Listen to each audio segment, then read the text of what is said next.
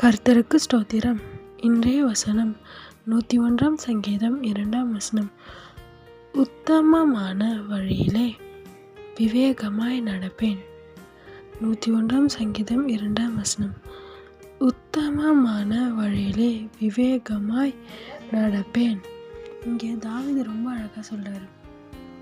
நான் உன்னதமான வழி, எந்த குற்றம் சாட்டப்படாத வழியில் விவேகமாக நடப்பேன்னு சொல்கிறார். ஆமென்.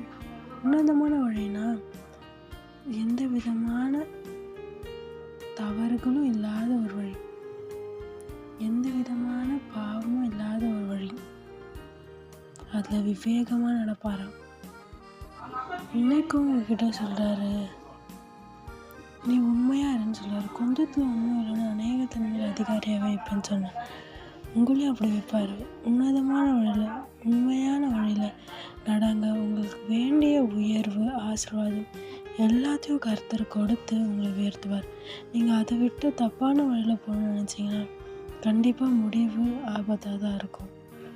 கொஞ்சத்தில் உண்மையாக இருங்க. கர்த்தர் உங்களை அநேகத்தின் மேலே அதிகாரியாக வைப்பார். ஆமென்.